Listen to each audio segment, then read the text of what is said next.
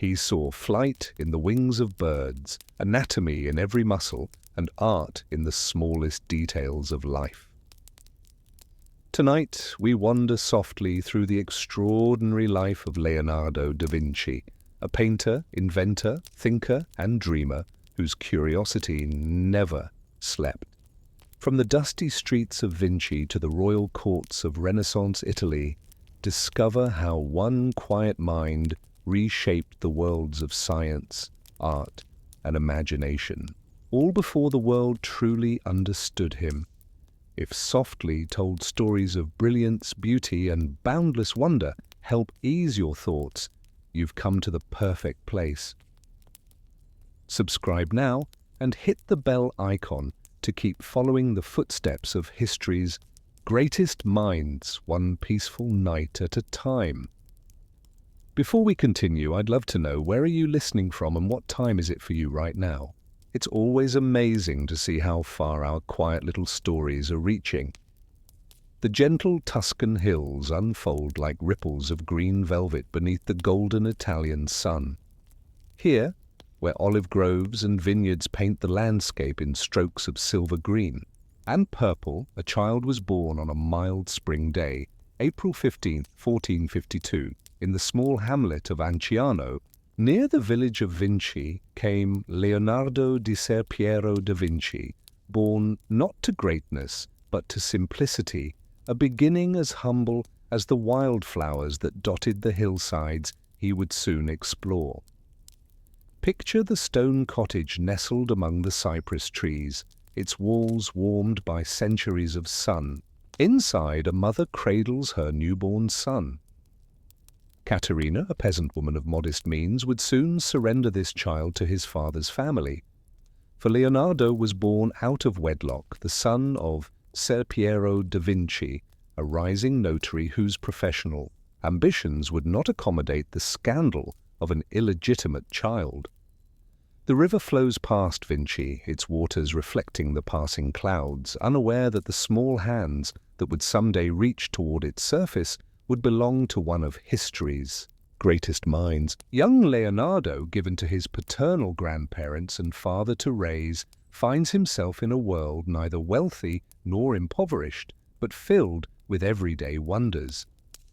The boy's earliest days unfold in a rhythm as ancient as the hills themselves. Dawn breaks over the eastern slopes, painting the stone walls of the village in amber light. Roosters announce the morning as women hang laundry to dry in the Tuscan breeze, and men tend to fields cultivated since Etruscan times. In this timeless setting, something unique begins to stir, a curiosity that cannot be contained. "Look how he studies the flight of birds," his grandfather would remark, watching the child's eyes track the swallows that darted between buildings. "And see how he examines each pebble in the stream, as though each one holds a secret meant only for him." Leonardo's childhood education was informal, rudimentary, reading, writing, basic arithmetic. Without the classical training afforded to wealthier children, he developed an experiential relationship with knowledge. His classroom became the outdoors, his teachers the elements themselves, the way water rippled when disturbed by a falling leaf, the precise geometry of a spider's web glistening with morning dew, the complex mechanics of a grasshopper's leap. These observations planted seeds that would bloom throughout his lifetime.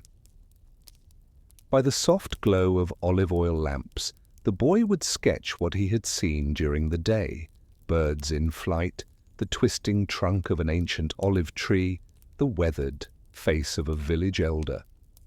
His drawings possessed an uncanny accuracy that belied his youth and lack of formal training.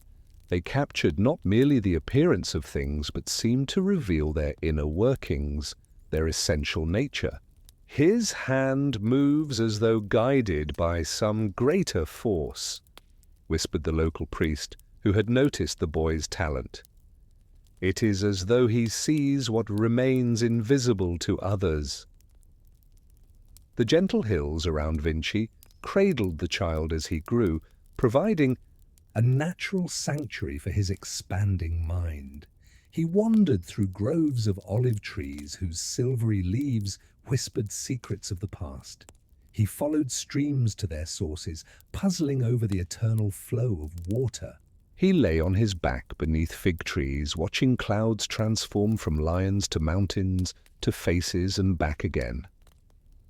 In these formative years, Leonardo developed the habit of carrying a small notebook, filling its pages with sketches and observations, written in his peculiar right-to-left script.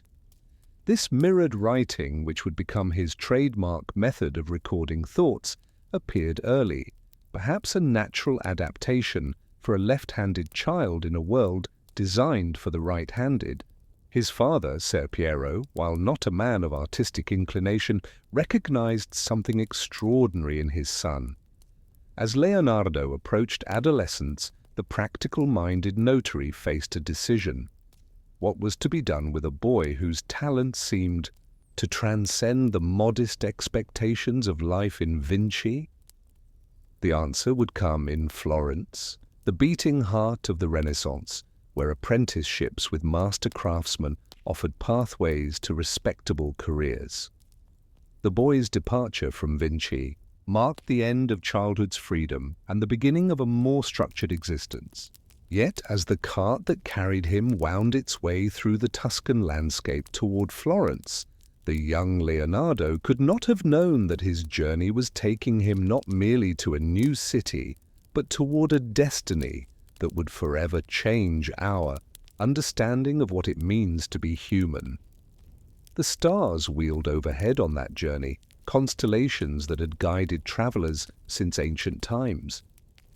The same stars Leonardo would later map in his notebooks, seeking to understand the cosmos as intimately as he understood the curve of a bird's wing or the structure of a flower. The same stars that now watch over you as you listen to this tale of a remarkable life just beginning to unfold. In the soft darkness of night, as the cypress trees stand like sentinels against the sky, we leave the young Leonardo on the threshold of his future. The child of Vinci, born to modest circumstances, carrying within him the seeds of genius that would, in time, flower into works of such beauty and insight that centuries later we still speak his name with wonder. The morning light in Florence falls differently than in the hills of Vinci. It breaks across the red-tiled rooftops and marble facades in geometric patterns, casting shadows that shift and stretch throughout the day like living entities. Into this mathematical play of light and shadow stepped the young Leonardo, barely 14 years old, his eyes wide with wonder at the city that would shape his artistic foundation. The year was 1466, and Florence pulsed with creative energy. Under the patronage of the powerful Medici family, art and science flourished in a cultural renaissance that would later define an entire era. The city's narrow streets echoed with the sounds of craftsmen at work, the rhythmic tap of chisels on marble, the scrape of brushes on panel, the bubbling of pigments being mixed in workshops where masterpieces were born daily. Imagine Leonardo's first glimpse of Andrea del Verrocchio's bottega, a workshop bustling with activity, filled with the sweet scent of linseed oil and the earthy aroma of pigments ground from minerals and plants. Here, apprentices bent over their work in the communal space, learning their craft through observation and practice. The master Verrocchio moved among them, correcting a line here, demonstrating a technique there, his experienced hands guiding the next generation of artists. "You will start with grinding pigments," Verrocchio told the young Leonardo, placing a heavy mortar and pestle in his hands. "Every artist must understand the materials from their most basic elements." And so began Leonardo's formal education. In art, not with grand commissions or theoretical discussions, but with the fundamental tasks of the workshop. Grinding minerals into fine powders for pigments, stretching canvas, preparing wooden panels with gesso, cleaning brushes, the patient work of craftsmanship that formed the foundation upon which artistry could later be built. Verrocchio's workshop was more than a place of labor. It was a center of learning. Here, Leonardo absorbed not only techniques of painting and sculpture, but also principles of chemistry in the mixing of colors, anatomy in the rendering of figures, geometry in the creation of perspective, and metallurgy in the casting of bronze. The bottega was a microcosm of Renaissance knowledge, a place where art and science were not separate disciplines, but different expressions of the same creative inquiry. The soft glow of candles illuminated long evenings of study. Leonardo's fellow apprentices included other young men who would themselves become notable artists: Pietro Perugino, Lorenzo di Credi, Domenico Ghirlandaio. They worked together, competed quietly, learned from one another in the collaborative atmosphere that characterized Renaissance workshops. Yet even among this talented cohort, Leonardo's abilities began to distinguish themselves. "Observe how he captures light as it falls across the folds of a garment," one apprentice whispered. To another, watching Leonardo at work, "It's as though the cloth itself emits a gentle radiance." Verrocchio noticed too. The master began to assign Leonardo increasingly complex tasks, moving him quickly beyond the basic duties of an apprentice. Soon, Leonardo was contributing elements to paintings commissioned from the workshop. A background landscape here, a minor figure there. Each contribution revealing a growing mastery that sometimes surpassed even Verrocchio's own work.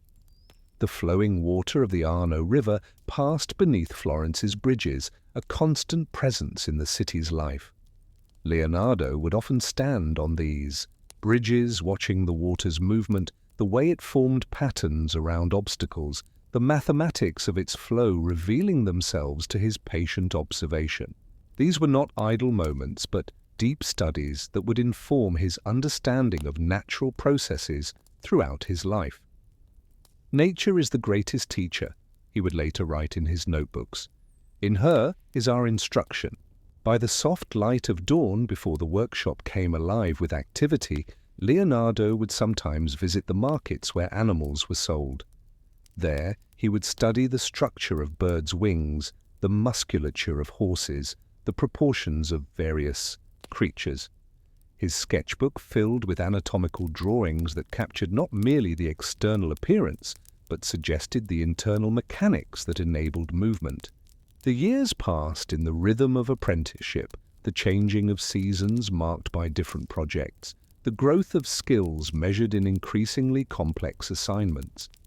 Leonardo absorbed everything the workshop had to offer, but his mind constantly reached beyond its walls, seeking knowledge wherever it could be found. One day, around 1472, came the pivotal moment remembered in art history. Verrocchio was working on a commission for the Baptism of Christ, a painting for the monastery of San Salvi. As was customary, different elements were assigned to various workshop members. To Leonardo, now about 20 years old, Verrocchio gave the task of painting one of the angels. The angel that emerged from Leonardo's brush possessed a luminous quality unlike anything seen before. The delicate modeling of light and shadow, what would later be called sfumato, gave the figure a three-dimensional presence that seemed to transcend the flat surface of the panel. The angel's curls caught the light in golden spirals. Its robes flowed with a natural grace that made other figures in the painting appear slightly rigid by comparison. Legend tells us that upon seeing Leonardo's angel, Verrocchio put down his brush and declared he would never paint again, having been surpassed by his pupil. While likely apocryphal, the story captures a truth. Leonardo's talent had indeed outgrown the confines of apprenticeship. By 1472, Leonardo was registered in the Compagnia di San Luca, the Painters' Guild of Florence, marking his professional independence. Though he would remain connected to Verrocchio's workshop for several more years, he was now recognized as a master in his own right, free to accept commissions independently. As twilight descends over Florence, painting the Arno, in shades of amber and gold, we see the young artist standing at the threshold of his career. The apprentice years have shaped his hand, trained his eye, and given structure to his innate talents. Yet already there are signs that Leonardo will not be contained by tradition. His mind wanders beyond the boundaries of art into scientific inquiry. His technique evolves beyond the methods he was taught. His vision extends beyond the visible world into the underlying principles that govern all things. The bells of Florence's churches toll the evening hour, calling the faithful to Vespers. Their sound washes over the city, a reminder of the religious devotion that inspired so much of Renaissance art. Leonardo hears them as he walks along the Arno, his mind filled with images and ideas, his future stretching before him like the river, flowing, changing, yet constant in its movement forward. The apprentice has learned his craft. Now the master begins to emerge, carrying with him the foundational knowledge gained in Verrocchio's workshop, but already transforming it into something uniquely his own. As you drift towards sleep, imagine the soft evening light of Renaissance, Florence, the murmur of the river, and the young Leonardo walking thoughtfully along its banks, his mind filled with visions of works yet to be created. The golden light of Tuscany bathes Florence in a warm glow as morning breaks over the city of Dante, Giotto, and the Medici. Church bells ring across the valley of the Arno, calling the faithful to prayer and marking the rhythm of daily life. In this cradle of the Renaissance, the 1470s unfold like the petals of the region's famous lilies, gradually, beautifully, revealing their intricate patterns to those patient enough to observe. Leonardo, now in his 20s, moves through the city with growing confidence. No longer just an apprentice, but not yet the legendary figure he would become, he navigates the narrow streets and grand piazzas of Florence with the keen eye of one who sees beyond surfaces to the essential nature of things. His studio, modest compared to Verrocchio's bustling bottega, becomes a sanctuary of creation and experimentation. Dawn finds him already at work, mixing pigments with linseed oil, preparing panels with layers of gesso, sketching preliminary studies for commissions. The early morning light is clear and true, ideal for judging color and form. Leonardo works steadily through these quiet hours before the city fully awakens and the distractions of the day begin. Begin with the lightest touch, he instructs himself, applying the first delicate layers of paint to a Madonna's face. Let the glow come from within, as though illuminated by an inner light, rather than merely reflecting what falls upon it. His early commissions come slowly at first, religious works primarily, for churches and private devotion. The Annunciation, painted when he was about 20, already shows signs of his innovative approach. The angel Gabriel and the Virgin Mary exist in a space that feels real and three-dimensional. The landscape behind them recedes into atmospheric distance, rendered with a scientific understanding of how air affects the perception of color and form. In these early works, we see Leonardo developing the techniques that would later define his mature style. His figures possess a psychological presence. They don't merely represent biblical characters, but embody them with human emotion and dignity. His landscapes aren't merely decorative backgrounds, but carefully observed studies of the natural world. His use of light doesn't simply illuminate a scene, but creates mood and atmosphere. The Arno flows past the city walls, its waters reflecting the changing sky. Leonardo often walks along its banks in the gentle hours of evening, watching how light plays across the rippling surface. Water fascinates him, its movement, its reflective properties, its essential role in all living things. These observations find their way into his paintings, where water appears with an accuracy and understanding unprecedented in art. "Look how he paints water," remarks one fellow artist to another, studying Leonardo's work. Not as a symbol or mere background element, but as a living substance with its own nature and behavior. In 1478, Leonardo receives his first major independent commission, an altarpiece for the chapel of San Bernardo in Palazzo Vecchio. The opportunity fills him with both excitement and trepidation. This is his chance to demonstrate his abilities on a significant public work, to step fully out of Verrocchio's shadow. He approaches the project with characteristic thoroughness, producing numerous preparatory drawings, experimenting with compositional arrangements, studying the play of light in the chapel itself to understand how the finished work will be viewed. Each element is considered not in isolation, but as part of an integrated whole. Yet as he works, political tensions in Florence intensify. The Pazzi conspiracy against the Medici family erupts in violence, throwing the city into turmoil. Lorenzo de' Medici survives an assassination attempt, but his brother Giuliano is killed. The aftermath brings executions and unrest. Art, always sensitive to the cultural climate, cannot remain untouched by such events.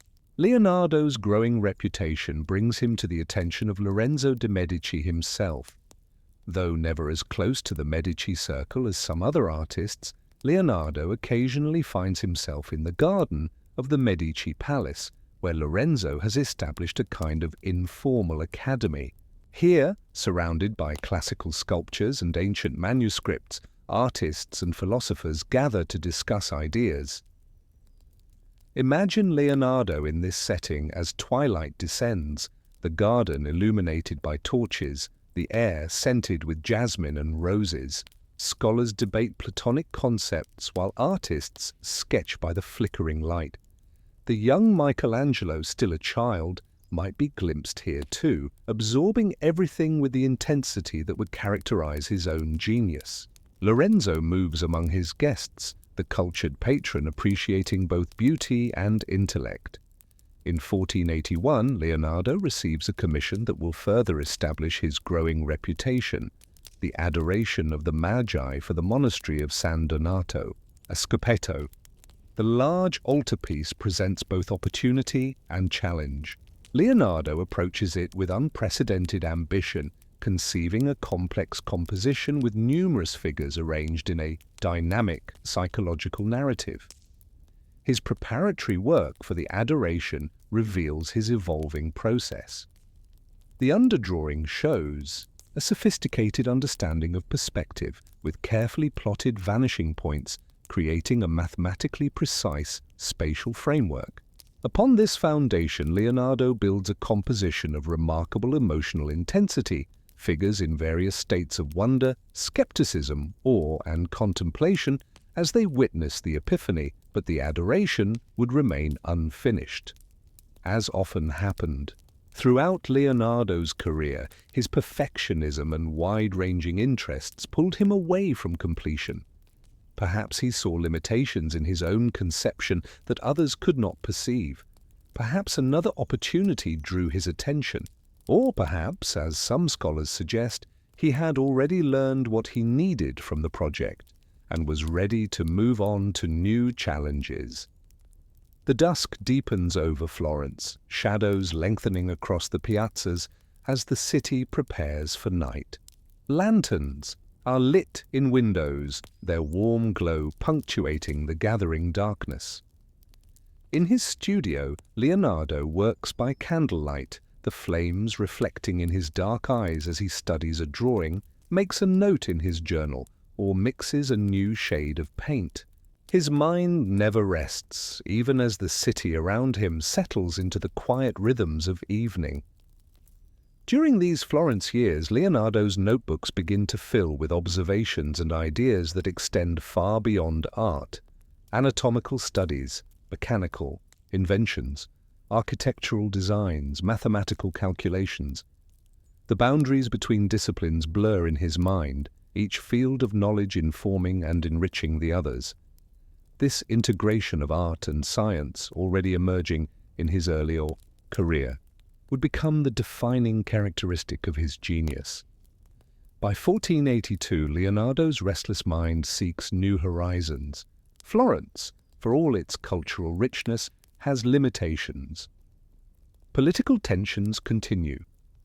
Competition among artists grows fierce. The Medici patronage system favors others whose styles are more aligned with classical ideals. Word reaches Leonardo of opportunities in Milan, where Ludovico Sforza, the ambitious regent of the duchy, seeks to establish his court as a center of culture and innovation. Leonardo, now 30 years old, makes a bold decision. He will leave his native Tuscany for the northern city, presenting himself to Ludovico not primarily as an artist, but as an engineer and designer of military machines, skills he knows the military-minded ruler will value. As he prepares to depart, Leonardo looks out over Florence from one of the surrounding hills. The city spreads below him, its dome and towers rising above the sea of red-tiled roofs. The same view that has inspired generations of artists now fills him with both nostalgia and anticipation. The chapter of his life as Florence's rising star is ending. A new chapter in Milan awaits. The stars emerge above the Tuscan landscape, the same stars that guided sailors and travelers since ancient times. Leonardo observes them with the same curiosity he brings to all natural phenomena, wondering about their nature and distance. As your own eyes grow heavy with the approach of sleep, imagine those stars shining down on the young master as he journeys northward, carrying with him the artistic foundations formed in Florence, but moving toward the fuller expression of his universal genius. The northern Italian light has a different quality than the golden glow of Tuscany. It falls across the plains of Lombardy in cooler, silvery rays, illuminating the city of Milan with a clarity that seems to sharpen every edge and define every shadow. Into this different light stepped Leonardo in 1482, a 30-year-old artist seeking new horizons and opportunities. Milan in the late 15th century presented a stark contrast to Republican Florence. Here, the Sforza family ruled as dukes, maintaining a court culture more reminiscent of medieval traditions than Renaissance innovations. The city's massive castle, the Castello Sforzesco, dominated the urban landscape, its imposing walls and towers a testament to military power rather than artistic refinement. Imagine Leonardo's arrival, dusty from travel, carrying letters of introduction and a portfolio of designs. But these were not the religious paintings that had occupied him in Florence. Understanding his potential patron's interests, Leonardo had prepared sketches of military machines, engineering projects, and architectural innovations. His famous letter to Ludovico Sforza, essentially a job application, emphasized these practical skills first, mentioning his artistic abilities almost as an afterthought. "I can construct bridges very light and strong," he wrote, "and suitable for carrying very easily. I can make covered vehicles, safe and unassailable, which will penetrate the enemy and their artillery. In times of peace, I believe I can give perfect satisfaction, and to the equal of any other in architecture and the composition of buildings, public and private, and in guiding water from one place to another." The morning fog that often blankets Milan in autumn slowly dissipated as Leonardo waited for a response. The city's Gothic cathedral, still under construction, emerged from the mist, its marble spires reaching toward heaven in a display of vertical ambition different from the horizontal expansiveness of Florence's architecture. Leonardo studied its forms with the eye of both artist and engineer, appreciating its structural complexity while mentally redesigning elements he found lacking in mathematical harmony. Ludovico Sforza, known as Il Moro, the Moor, for his darky complexion, was serving as regent for his young nephew, the rightful duke. Ambitious and intelligent, Ludovico sought to establish Milan as a centre of culture and learning, partly out of genuine interest and partly for the prestige it would bring his rule. In Leonardo, he recognized a mind that could contribute to this vision, though perhaps not immediately in the ways either man anticipated. Leonardo's first major commission in Milan was not an engineering project, but a religious painting. The Virgin of the Rocks, created for the confraternity of the Immaculate Conception. In this masterpiece, now housed in the Louvre, we see the mature development of techniques Leonardo had been refining since his Florence days. The composition places the holy figures, Mary, the infant Jesus, the infant John the Baptist, and an angel, in a mysterious grotto formed of fantastical rock formations. Water trickles between stones, plants grow with botanical accuracy in the crevices, and the figures themselves seem to glow with an inner light. The painting's atmosphere is created through Leonardo's sfumato technique, the subtle blending of light and shadow that eliminates harsh lines and creates a smoky, dreamlike quality. This technical innovation alone would have secured his place in art history, but it was merely one aspect of his expanding genius.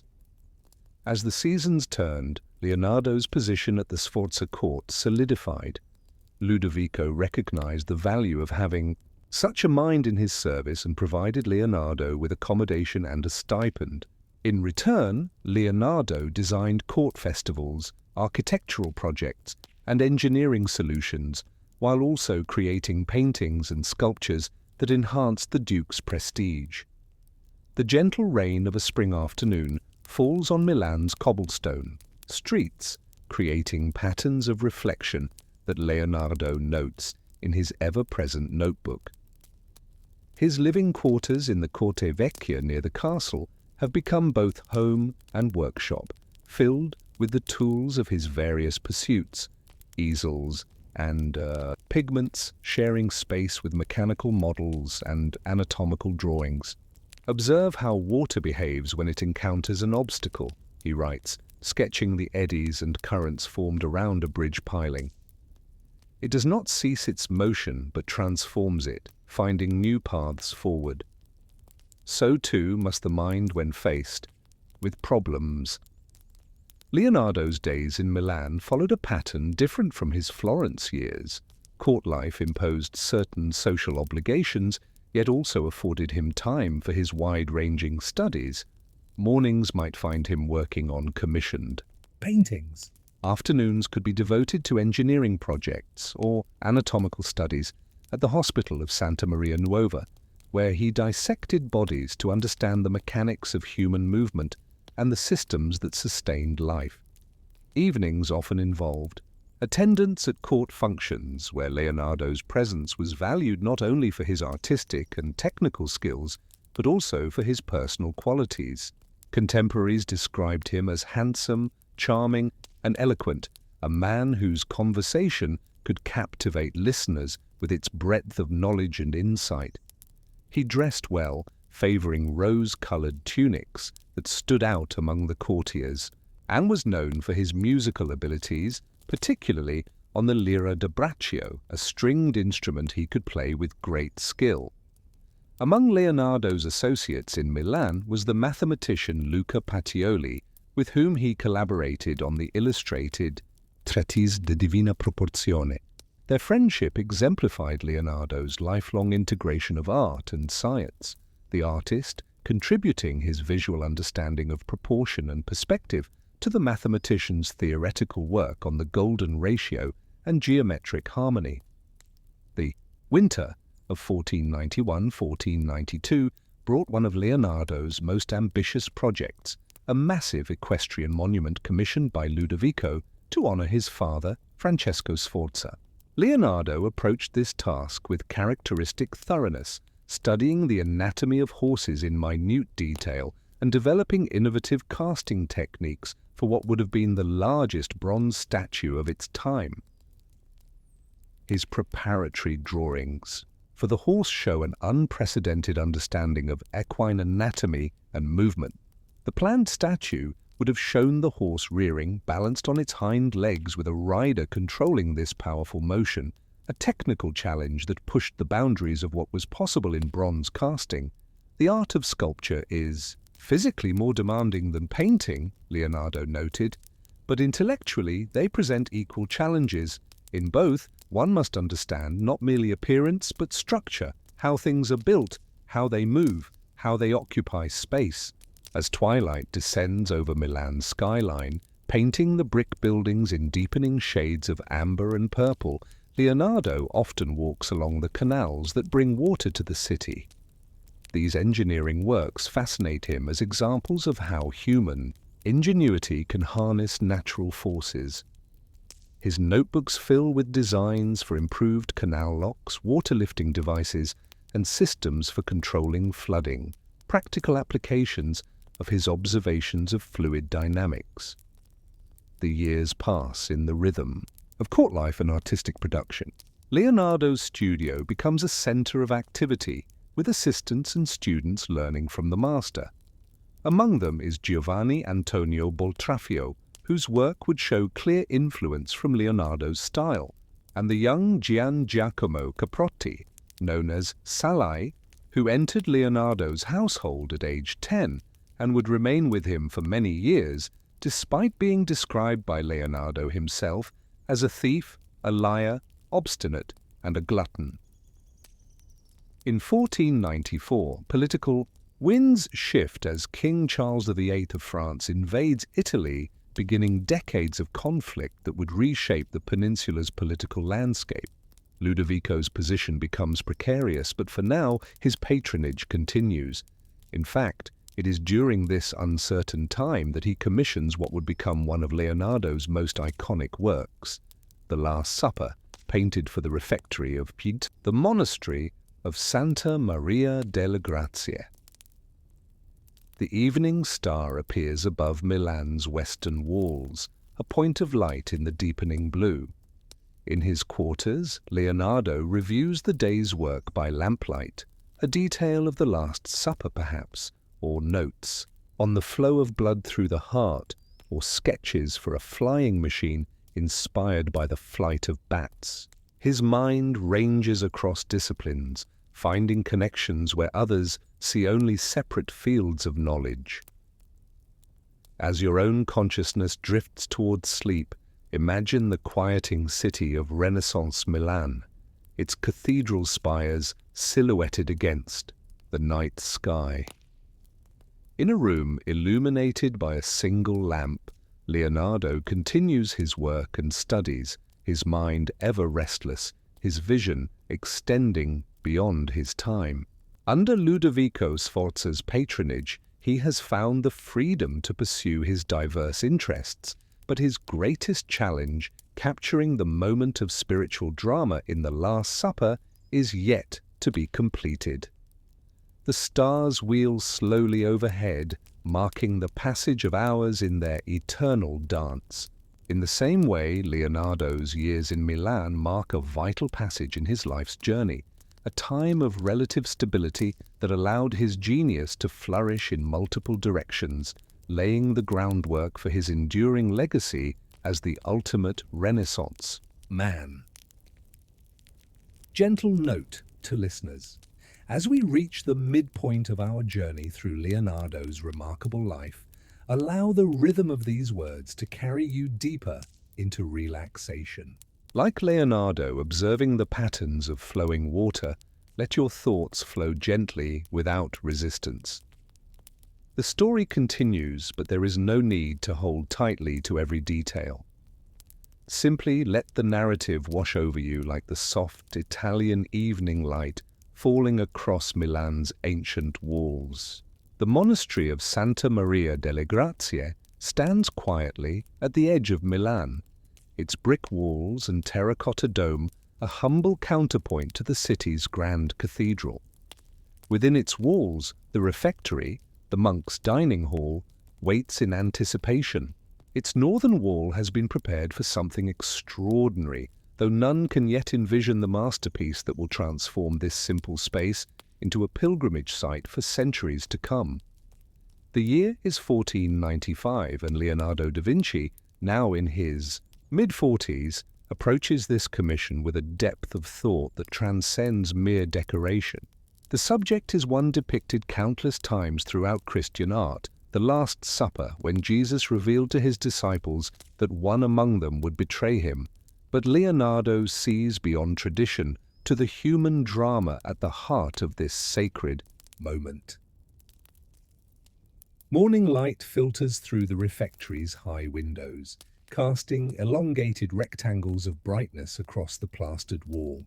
Leonardo studies this light throughout the day, noting how it moves and changes, understanding that his painting will exist in this specific environment, viewed by monks at their daily meals. The work must speak not only to the biblical narrative, but to the lived experience of those who will contemplate it day after day. "I do not want to paint a meal," he tells an assistant, as they prepare materials. "I want to capture the moment when divine foreknowledge meets human frailty, when perfect love confronts inevitable betrayal." Unlike traditional fresco painters who work quickly on wet plaster, Leonardo chooses an experimental technique for this monumental work. He applies a ground of white lead primer, then paints with tempera and oil on the dry wall. This approach allows him the time for revisions and refinements that his perfectionist nature demands. It is a technical choice that will have consequences for the painting's preservation, but it enables an unprecedented level of psychological nuance and subtlety.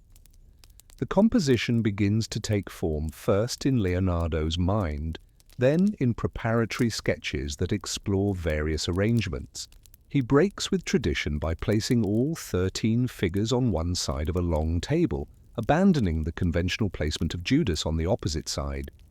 Instead, the betrayer will be identified through his posture and expression, integrated into the dramatic whole. Imagine Leonardo in the quiet hours of early morning, standing before the vast wall, contemplating the empty space that will soon contain his vision. The air is cool and still, carrying the faint scent of incense from the adjoining church. Outside, birds begin their dawn chorus, a natural counterpoint to the silence within. Leonardo closes his eyes, visualizing the scene in its entirety. The architecture, the light, the 13 figures arranged in a composition that will balance mathematical precision with emotional truth. The work proceeds slowly, methodically. Leonardo is not known for swift execution, and this project, more than any other, demands his complete attention. Days stretch into weeks, weeks into months, and eventually years. The Duke grows impatient at times, wondering when his commissioned masterpiece will be completed, but Leonardo cannot be rushed. Each figure in the painting requires its own studies, its own emotional journey. "Look at the hands," instructs Leonardo to a student observing his process. "In them, you can read the character's inner state. The hands never lie, even when the face attempts composure." Indeed, the hands throughout the Last Supper tell their own stories, some reaching in astonishment, others withdrawing in fear, some gesturing in confusion, others lying still in resignation.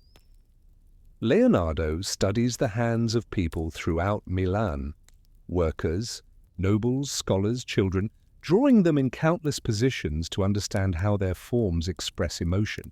As summer yields to autumn, and autumn to winter, Leonardo's work continues. He sometimes spends entire days absorbed in contemplation without applying a single brushstroke. Other days, seized by inspiration, he works from dawn until the light fails, forgetting to eat or drink. The prior of the monastery complains to Ludovico about these irregular habits, questioning whether the painting will ever be completed. The story is told that Ludovico sent a messenger to inquire about the progress, and Leonardo explained that he was struggling to find the right face for Judas, the betrayer. If no suitable model could be found, he joked, he might use the face of the impatient prior himself. Whether truth or legend, the anecdote captures Leonardo's perfectionism and his understanding that each face in the composition must embody a specific psychological state. Christ's face presents the greatest challenge.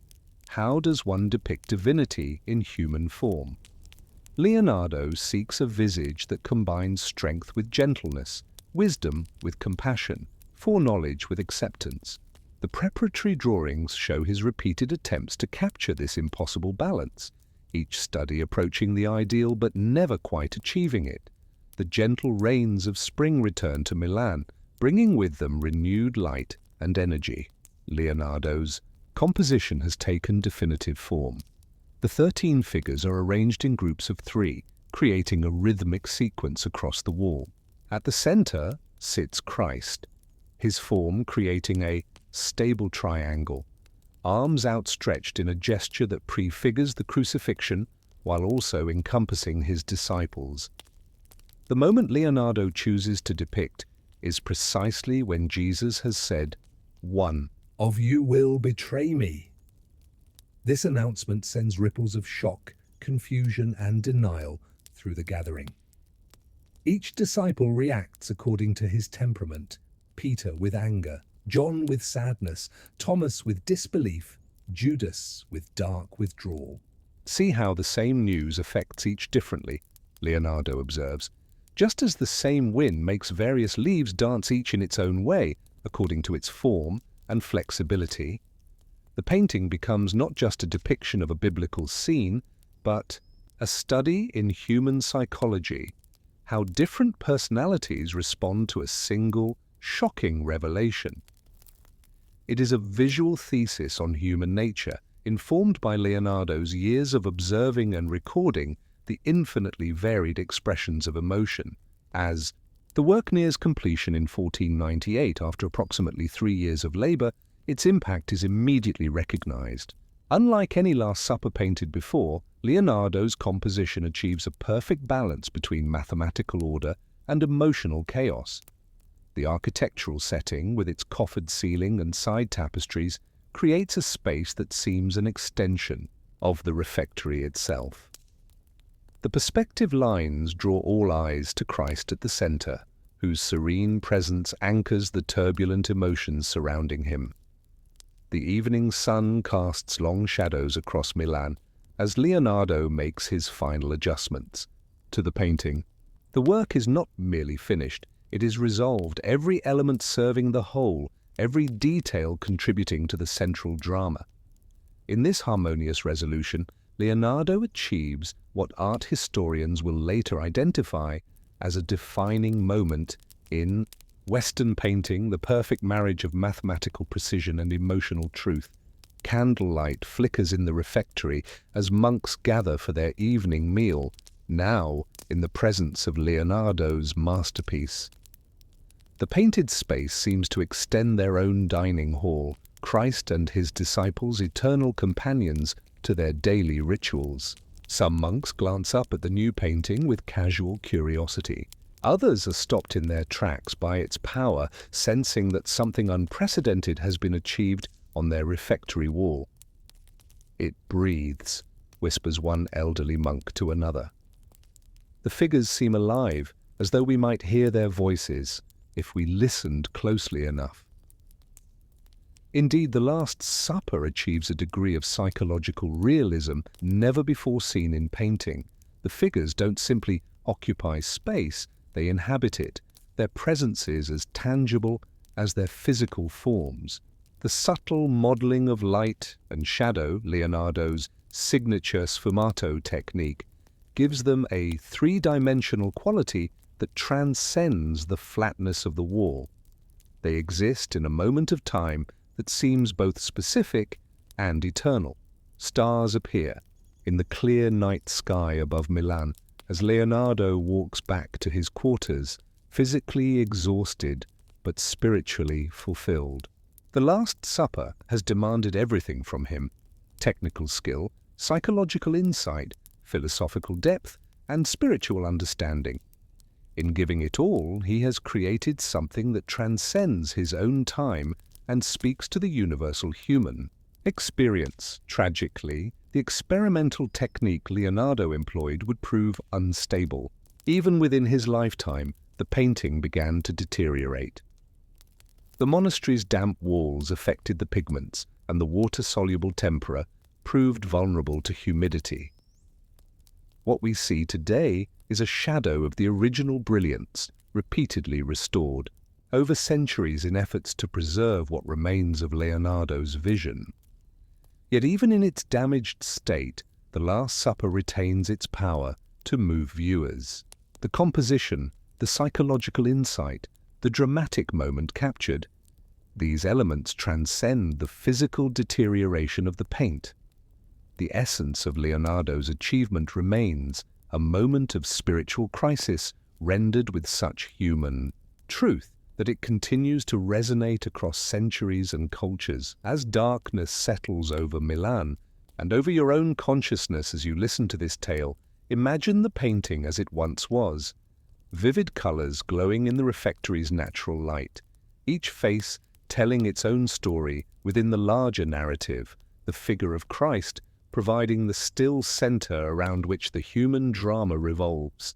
In this work, Leonardo achieved what all great art aspires to: a vision of truth so profound that it touches something universal in the human spirit. May your dreams be as richly composed as Leonardo's masterpiece, each element in perfect harmony with the whole.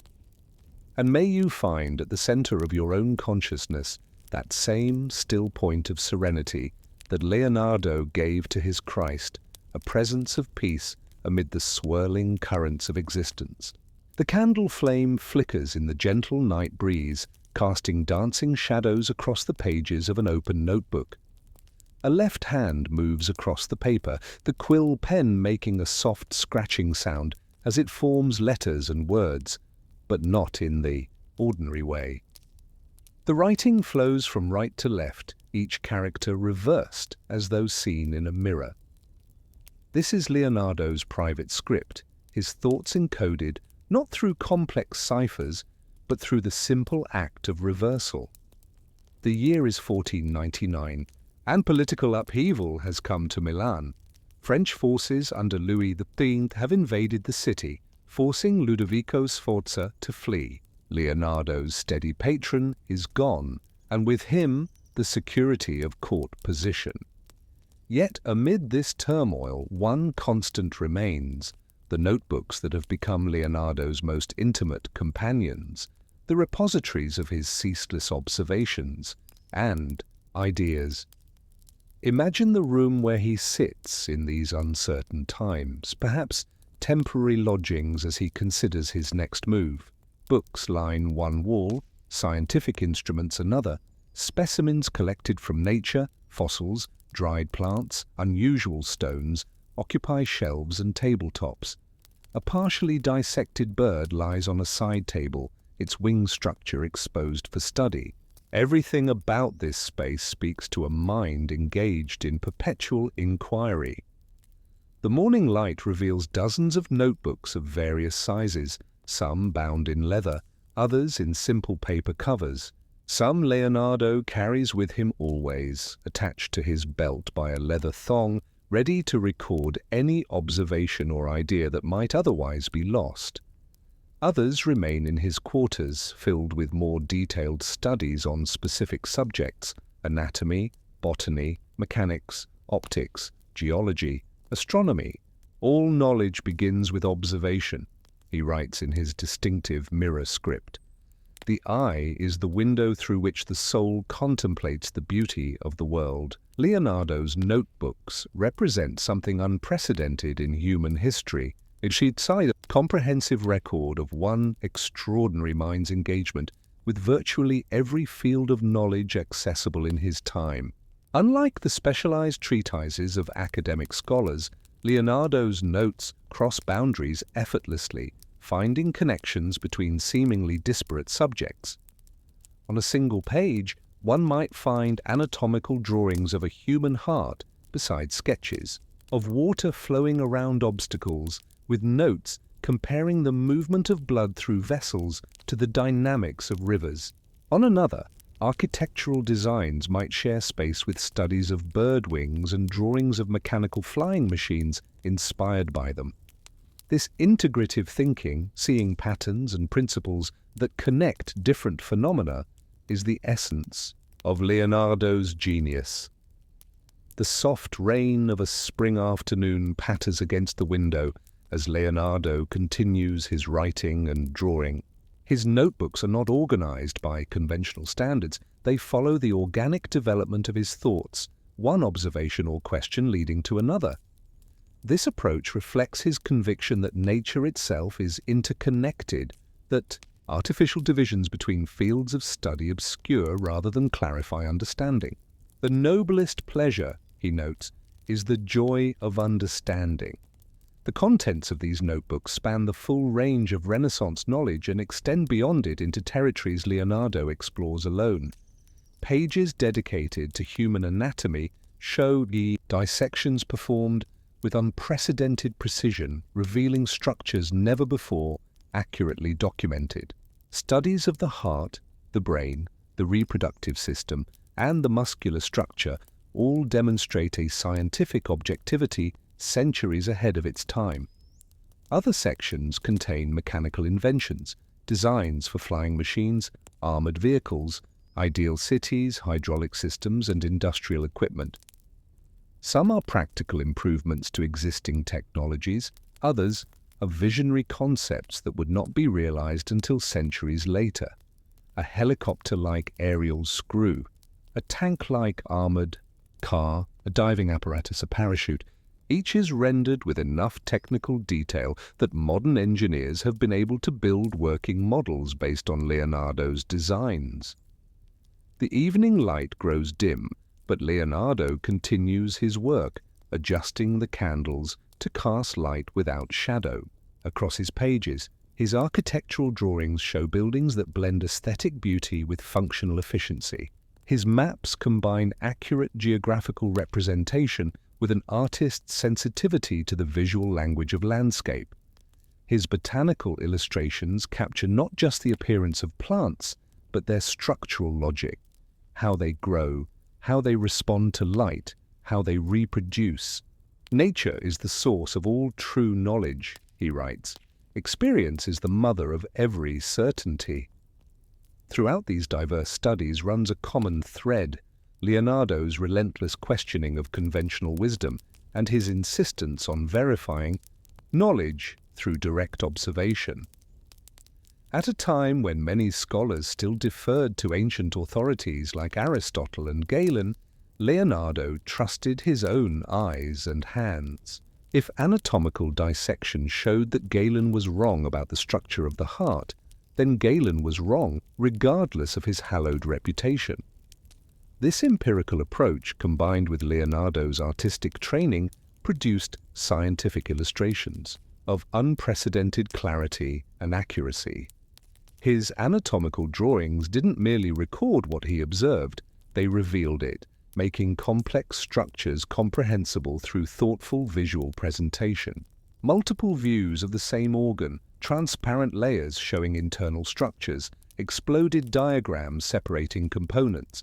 These techniques, now standard in scientific visualization, were innovative in Leonardo's hands. The stars appear one by one in the night sky beyond his window, each a point of light in the vast darkness. Leonardo pauses in his writing to observe them, wondering about their nature and distance. His astronomical notes reflect the limitations of Renaissance knowledge but also push against those boundaries, questioning the ancient geocentric model of the universe and speculating about the true relationships between celestial bodies. A shadow always appears in the opposite direction to the light, he writes. What casts the darkness of night if the sun is the source of day's light? Could the earth itself be casting this shadow upon half its surface as it turns, the midnight? Our approach is, but Leonardo continues his work, his mind too active for sleep.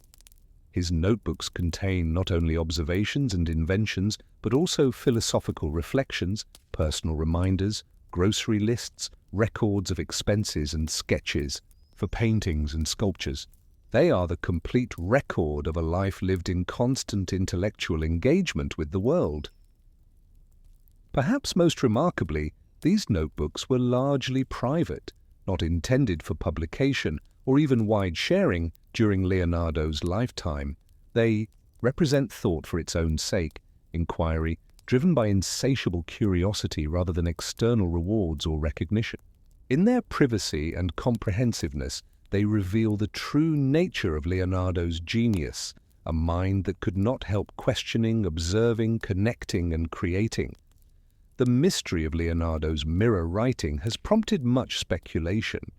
Was it a deliberate attempt at secrecy, a practical adaptation to prevent smudging as his left hand moved across the page, or simply a natural expression of his unique neurological wiring? Whatever the explanation, this distinctive script has become emblematic of Leonardo's unconventional approach to everything he touched. Pre-dawn light begins to soften the darkness outside, but Leonardo has worked through the night, lost in the flow of ideas.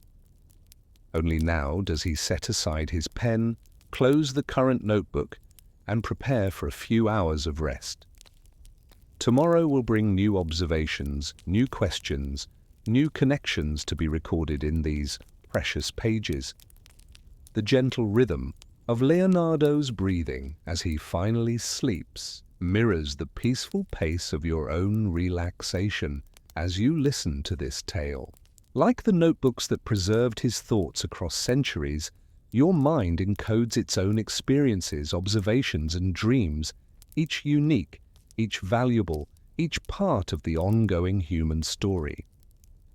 In the quiet before sleep claims you completely, imagine Leonardo's hand moving across the page, recording wonders seen and imagined. The mirror writing flows from right to left, each stroke precise and purposeful. The notebooks accumulate, page by page, volume by volume, creating what will become humanity's most remarkable record of a single mind's exploration of existence. As consciousness drifts toward dreams, carry with you the image of those pages filled with drawings and mirror-written notes, testaments to the power of curiosity, observation, and the integration of knowledge across artificial boundaries.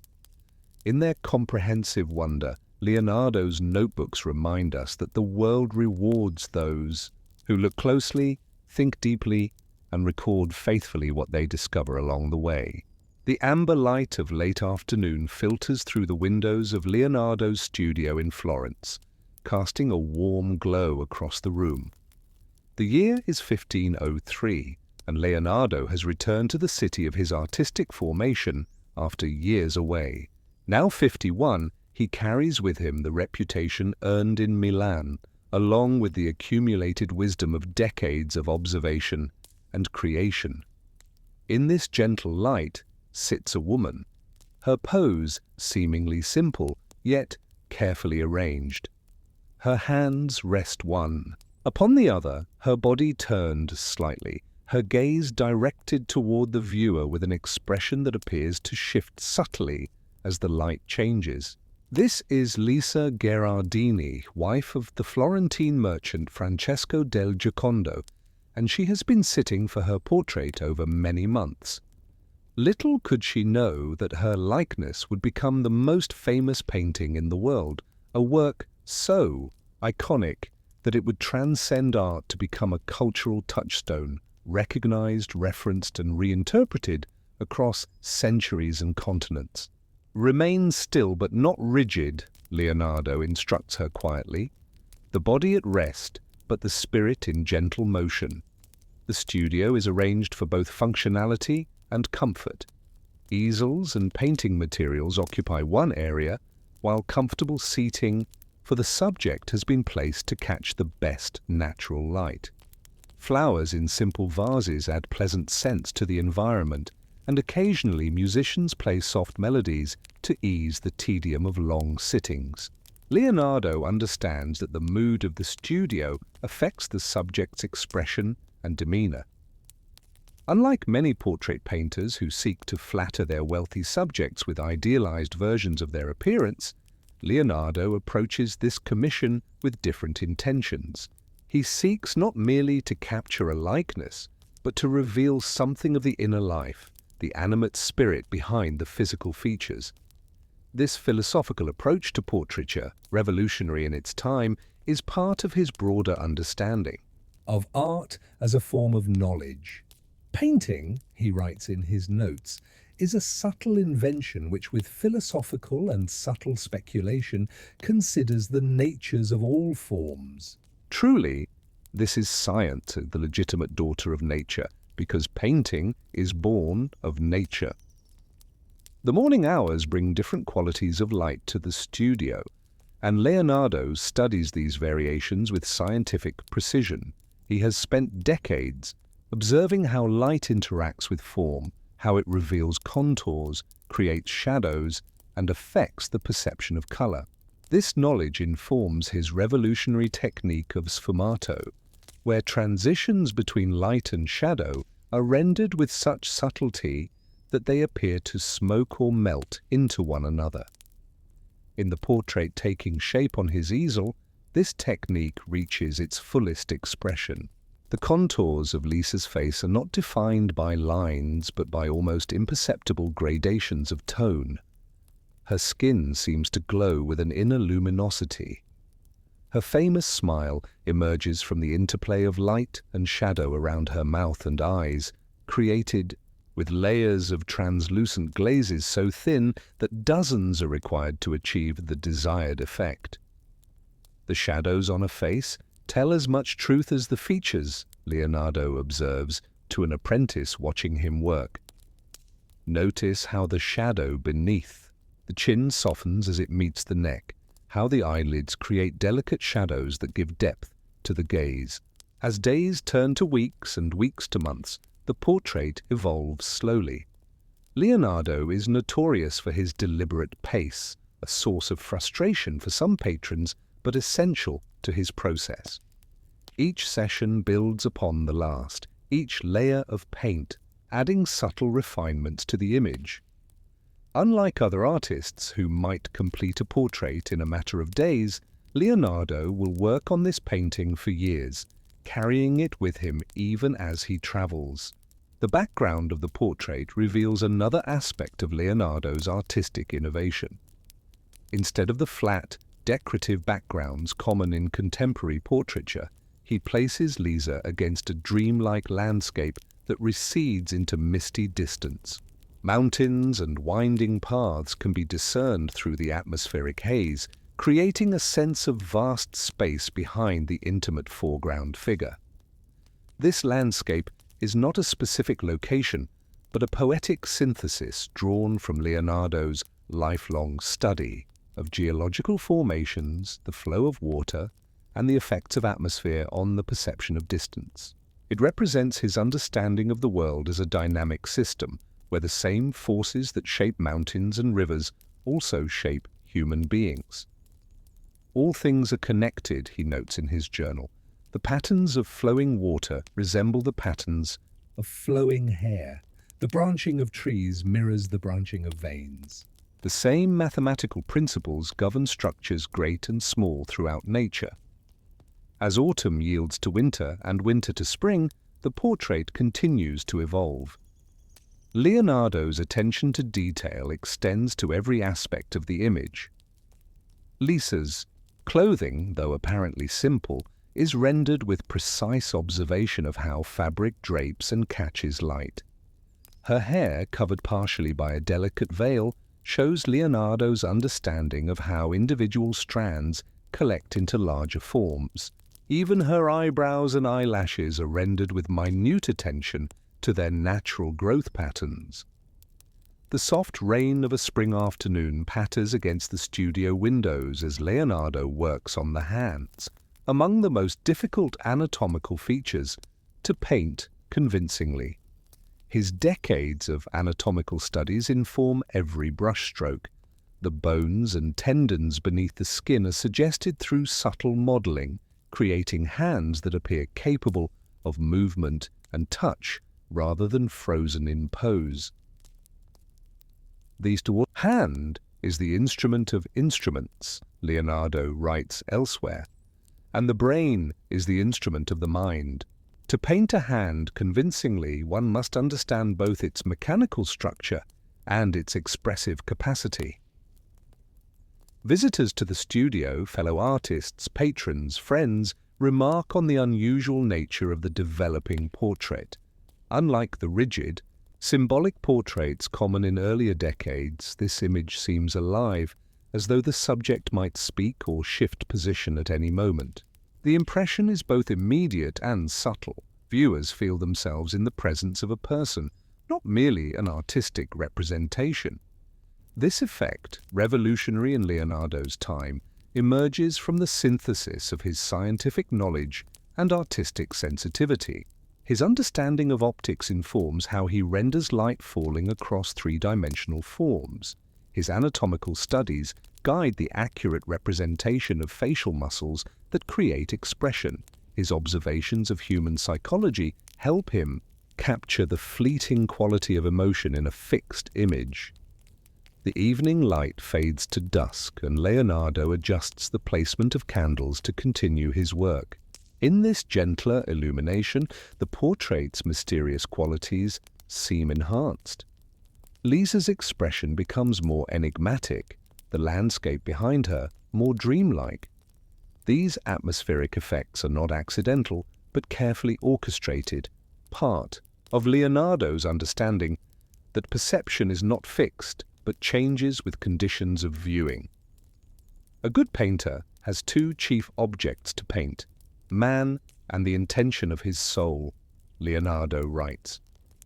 The former is easy, the latter hard, for it must be expressed through gestures and the movements of the limbs. Unlike many portraits of wealthy patrons designed to display status through fine clothing and possessions, the Mona Lisa presents its subject with remarkable simplicity. No jewelry adorns her.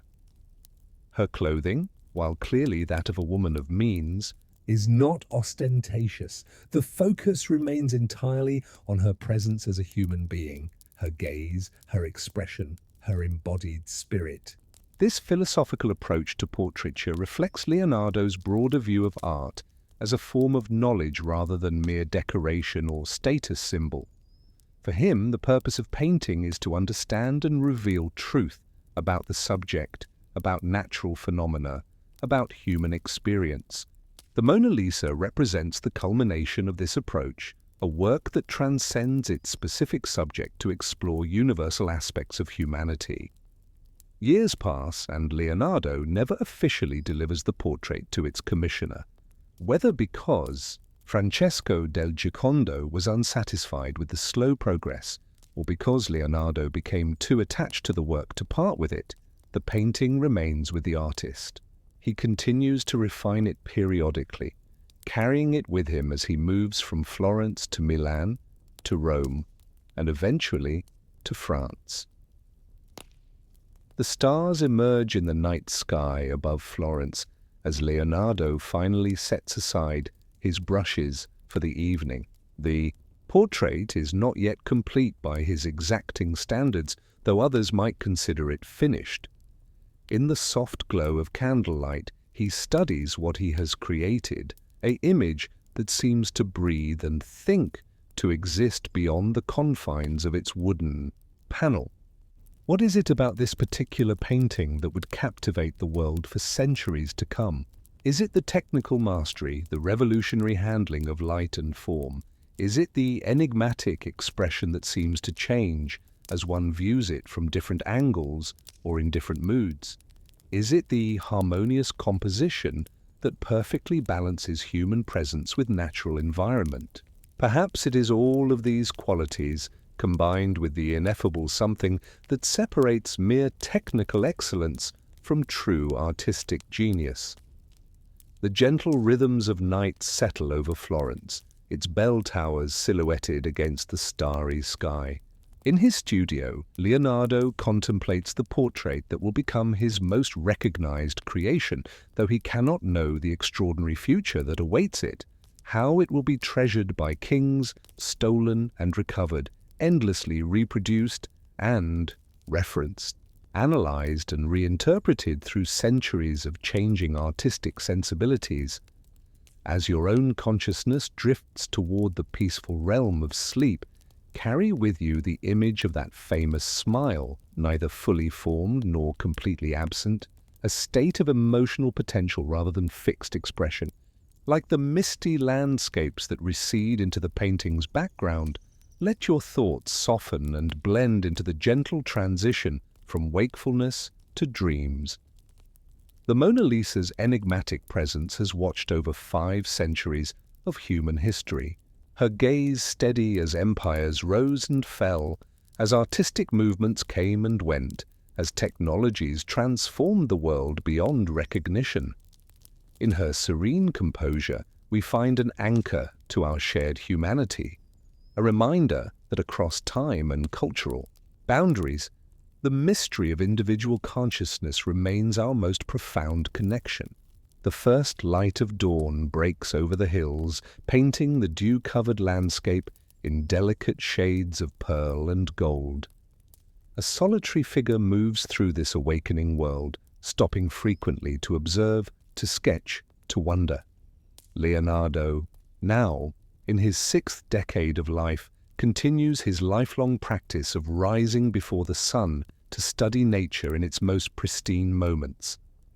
In his hand, he carries one of his ever-present notebooks, its pages ready to receive observations of whatever phenomena might capture his attention this morning. Perhaps it will be the geometric pattern of a spider's web, heavy with dewdrops that refract the emerging sunlight, or the slow unfurling of a flower as it responds to the day's first warmth, or the behavior of birds as they begin their morning activities, their flight patterns revealing principles of aerodynamics that human engineering might someday emulate.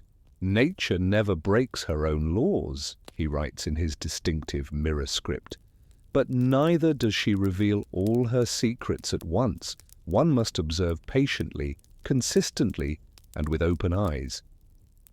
The years following the creation of the Mona Lisa find Leonardo increasingly drawn to scientific inquiry, though he never separates art from science. Considering both as means of understanding the world, his emphasis shifts towards systematic investigation of natural phenomena. This period of his life, spanning roughly from 1505 to 1513, produces some of his most profound scientific insights, recorded in thousands of notebook pages filled with observations, experiments, and theoretical speculations. Imagine Leonardo, by a stream as the morning progresses, studying the patterns formed by water flowing around various obstacles. He sketches the swirls and eddies, noting how the liquid demonstrates consistent behaviors that can be predicted and understood. These studies of fluid dynamics go far beyond mere artistic representation of water. They constitute a scientific investigation that anticipates modern hydrodynamics by centuries. Water is the driving force of all nature, he notes.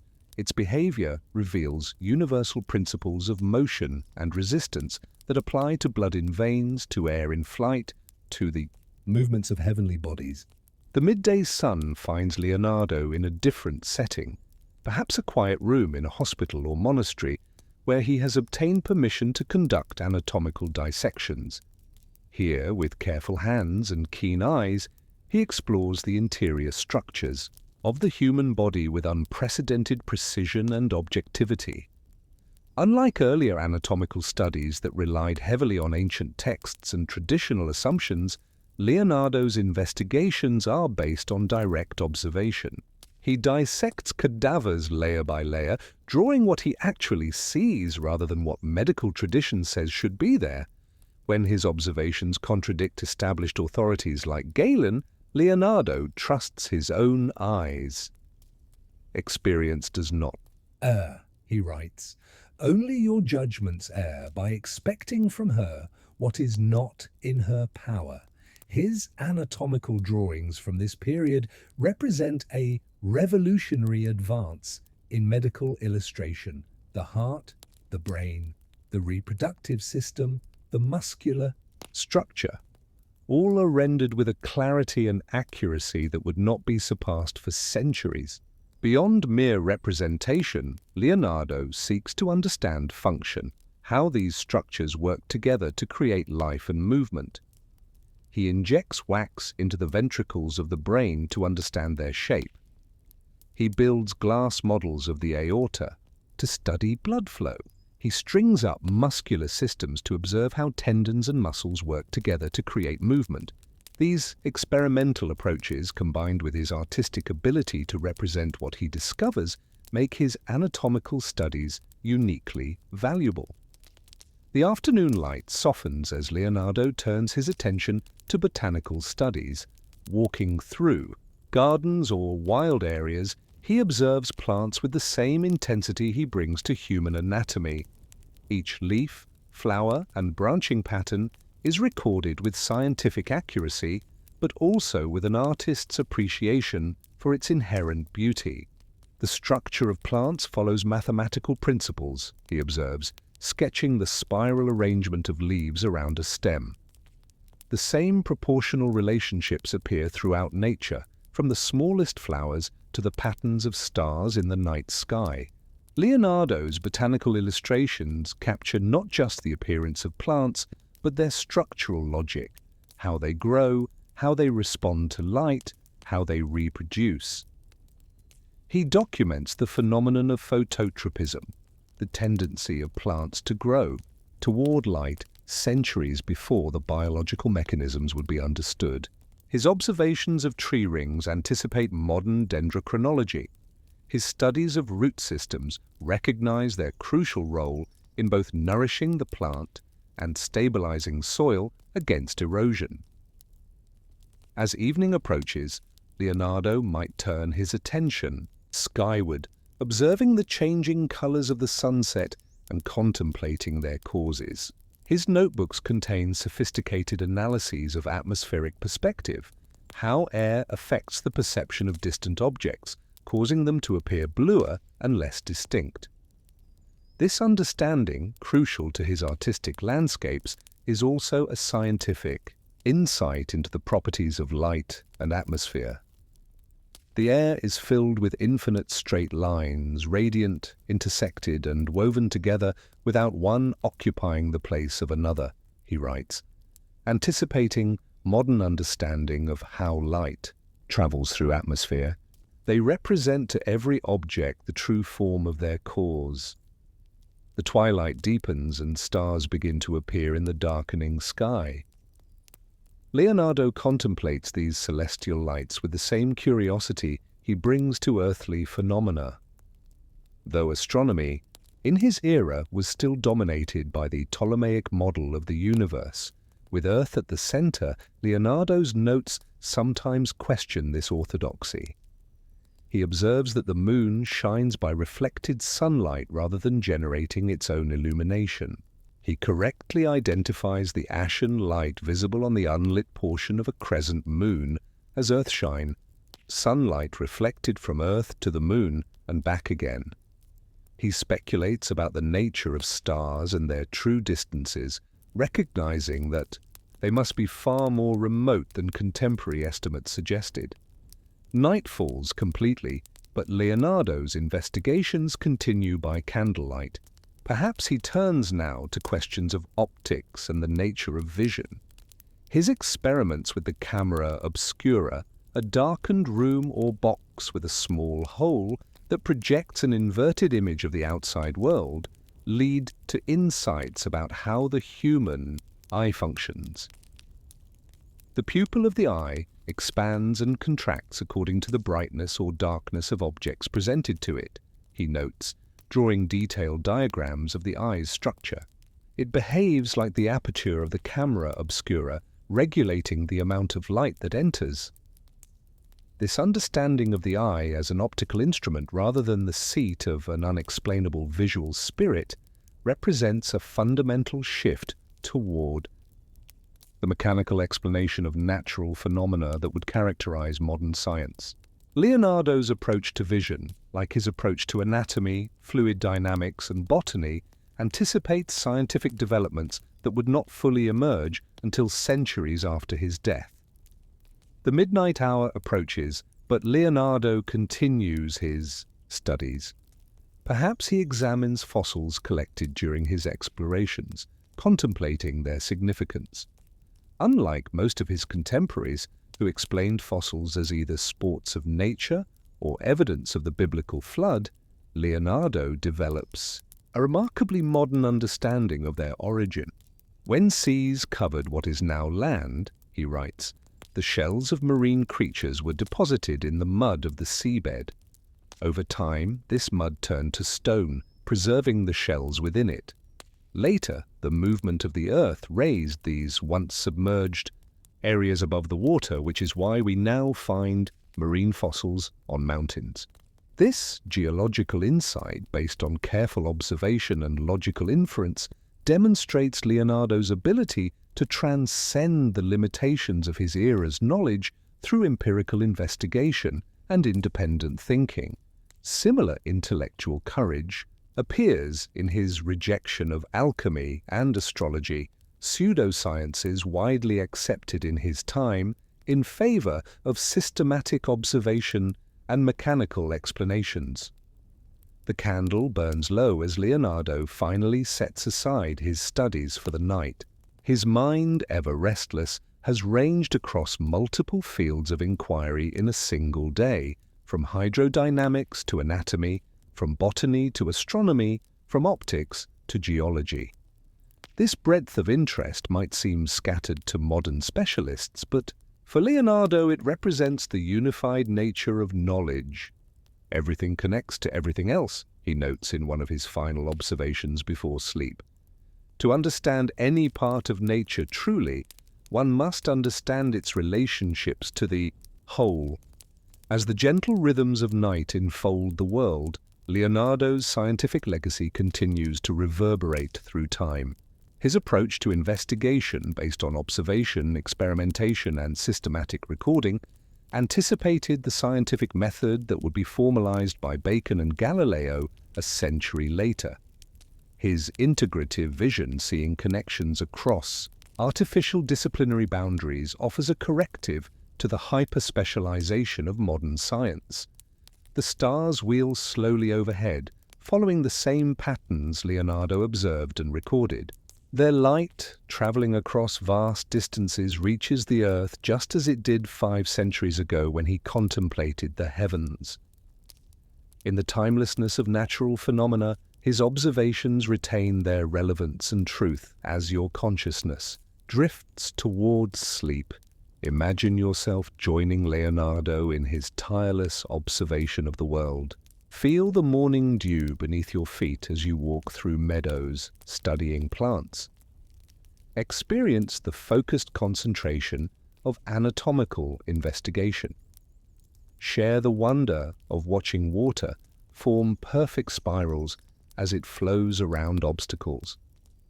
In this attentive state of being, where observation becomes a form of meditation, the boundaries between science, art, and spiritual appreciation dissolve. The night deepens, and like Leonardo at the end of a day filled with discovery, you can release your active mind and allow it to rest. The world will continue its processes while you sleep.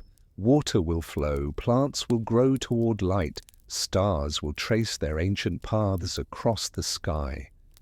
All will be waiting for renewed observation when you awaken, just as Leonardo's scientific legacy awaits rediscovery by each new generation that turns to his notebooks with fresh eyes. The soft morning mist hangs low over the countryside, shrouding the landscape in a pearly veil that muffles sound and softens contours. High above, a falcon circles in the gradually brightening sky, its wings extended in perfect adaptation to the invisible currents of air. Below, a solitary figure stands watching with intense concentration, tracking the bird's every movement, every subtle adjustment of wing and tail. Leonardo, now in his 60s, has spent a lifetime studying the flight of birds. From his earliest days in Vinci, when he would lie on his back watching swallows dart and dive above the Tuscan hills, to these later years of systematic investigation, flight has remained his most persistent fascination, not merely as an artistic subject or scientific curiosity, but as a problem to be solved, a capability to be understood, and perhaps replicated by human ingenuity. When once you have tasted flight, he writes in his notebook, you will forever walk the earth with your eyes turned skyward, for there you have been, and there you will always long to return. The morning light strengthens, burning away the mist, to reveal a workshop unlike any other in the world. Here, in a space that is part artist's studio, part scientist's laboratory, and part engineer's workshop, Leonardo's mechanical dreams take physical form. Wooden models hang from rafters. Technical drawings cover tables, half-completed devices occupy corners. This is where imagination becomes tangible, where the boundaries between the possible and impossible are tested. Among the most striking objects in this unique space are Leonardo's designs for human flight. Ornithopters with bat-like wings designed to flap by means of foot pedals and hand levers. Gliders with fixed wings based on the structure of birds' wings in soaring position. Parachute, designs to enable safe descent from heights. Each represents an approach to the ancient human dream of flying, informed by Leonardo's unparalleled studies of avian anatomy and aerodynamics. The bird is an instrument working according to mathematical law, he notes, sketching the structure of a wing in detail. It is within the power of man to create such an instrument with all its movements. Though none of Leonardo's flying machines would achieve sustained flight in his lifetime, the necessary power-to-weight ratio would require engines not invented for another 4 centuries. His designs anticipated many principles later incorporated into successful aircraft. His understanding of how birds use their wings not just for propulsion, but for stability and steering informed early aviation pioneers like Otto Lilienthal, who studied Leonardo's work before designing his own gliders in the 19th century. As the day progresses, imagine Leonardo turning his attention to other engineering challenges. Perhaps he reviews plans for an ideal city, designed in response to the plague that periodically devastated Renaissance urban centers. His vision includes wide streets arranged on multiple levels, integrated canals for transportation and sewage removal, and buildings designed to maximize natural light and air circulation, all features that would eventually become standard in modern urban planning. A city should breathe like a living body, he writes, sketching cross-sections of buildings with innovative ventilation systems. Its streets are like arteries, carrying the lifeblood of commerce and community. Its sewers are like the intestines, removing waste. Its gardens are like lungs, refreshing the air. The afternoon sun illuminates another area of Leonardo's workshop, where models of hydraulic devices demonstrate his lifelong fascination with controlling and harnessing water.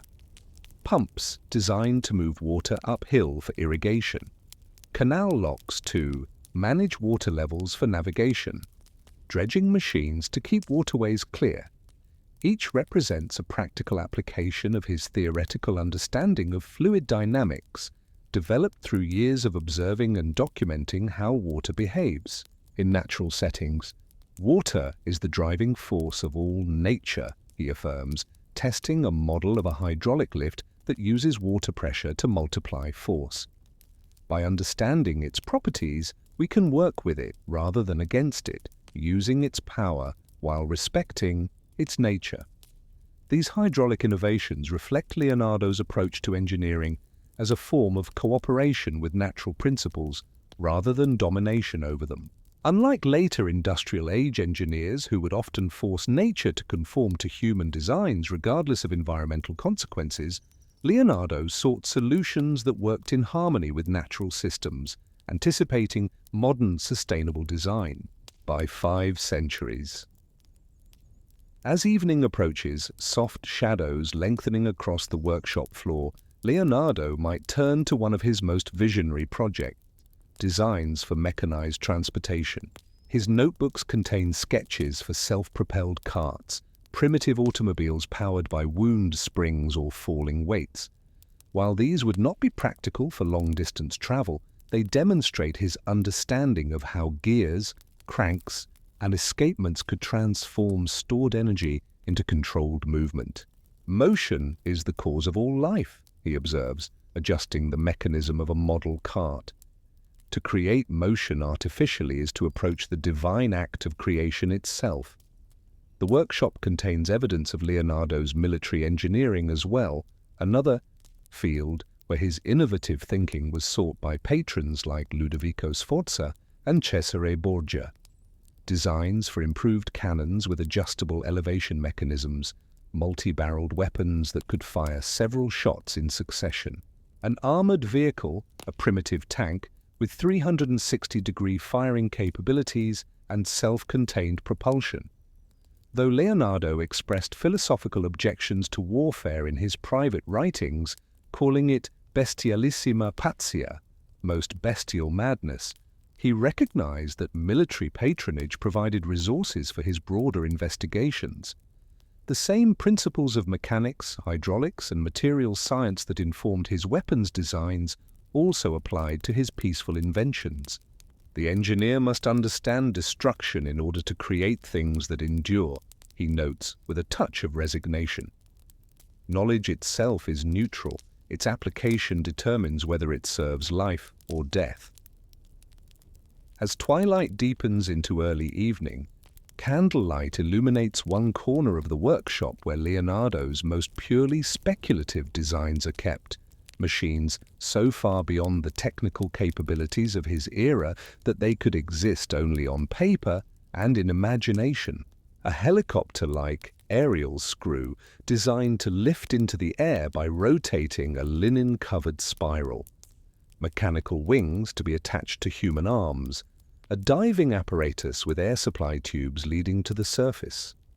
These designs, impossible to realize, with Renaissance-era materials and power sources, nonetheless demonstrate Leonardo's ability to conceptualize solutions based on sound principles. His aerial screw, while unable to fly as designed, correctly anticipated that rotational force could generate lift. His diving equipment, while impractical in its original form, applied valid concepts of buoyancy and air supply that would later be incorporated into successful diving gear. Many will think they can reasonably criticize me by saying that my proofs are contrary to established authority, he writes, beside one particularly speculative design. They do not consider that my works arise from pure and simple experience. Who is the one true mistress? The night deepens, stars appearing in the clear sky above Leonardo's workshop. By the warm glow of oil lamps, he reviews his various engineering projects, making notes, adjusting designs, planning tomorrow's work.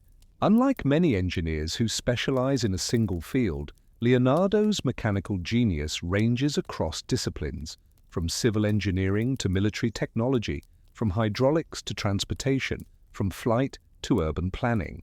What unifies this?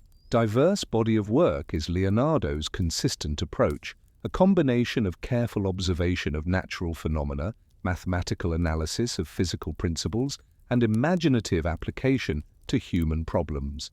Whether designing a bridge or a flying machine, he begins by studying relevant natural structures and processes, extracts the underlying principles, and then applies these principles in innovative ways. Nature is the source of all true knowledge, he reminds himself as the hour grows late. Experience does not err, only your judgments err, by expecting from her what is not in her power. As midnight approaches, Leonardo finally sets aside his work, his mind still turning over problems and possibilities. Many of his most ambitious engineering projects remain unrealized. The Great Horse Monument for Ludovico Sforza, never cast due to war. The massive bridge design for Sultan Bayezid II of Constantinople, never built due to political changes. The flying machines that cannot overcome the fundamental limitations of human muscle power and Renaissance materials. Yet in their conception and documentation, these failures represent some of humanity's most significant intellectual achievements. They demonstrate a mind that could transcend the limitations of its time through sheer force of observation, analysis, and imagination.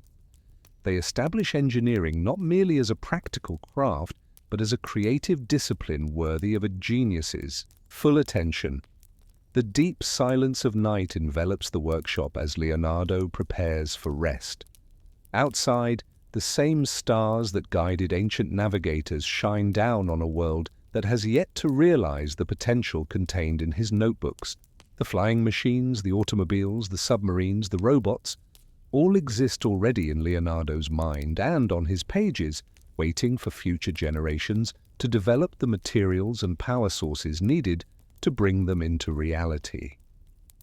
As your own consciousness drifts towards sleep, imagine the peaceful stillness of Leonardo's workshop under starlight. The models hang motionless now, the pages lie open but unread. The inventor's hands are finally at rest. Yet the ideas continue their flight, soaring beyond the constraints of their time toward a future where the impossible gradually becomes possible. In that transitional space between wakefulness and dreams, let your imagination join Leonardo's in its freedom to envision what has never been.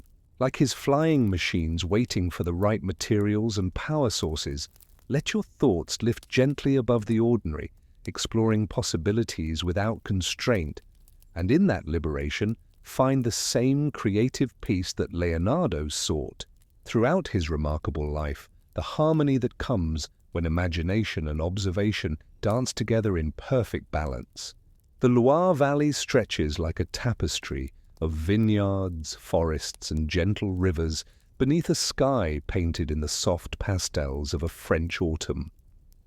Golden light bathes the limestone facades of chateaux that rise from the landscape like dreams made solid. Among them, the Château du Clos-Lucé stands modest in size but immeasurable in significance, for within its rose-hued brick walls resides the aging Leonardo da Vinci, guest and friend of King Francis I of France. The year is 1518 and Leonardo is 66 years old, an advanced age in the early 16th century. His beard has grown long and white, his once nimble hands occasionally tremble, but his eyes remain clear and observant, taking in the beauty of this gentle landscape that has become his final home.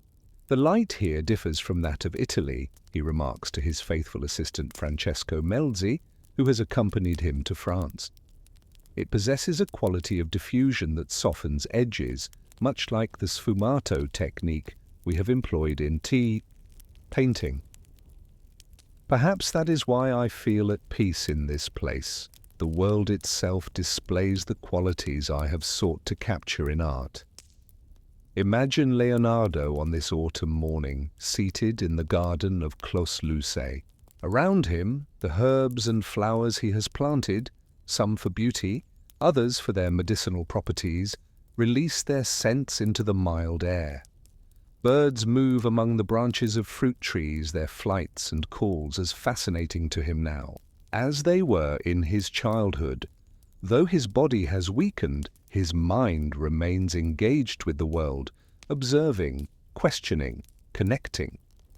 King Francis III, 37 years younger than Leonardo, has provided this residence and a generous stipend out of profound respect for the Italian master's genius.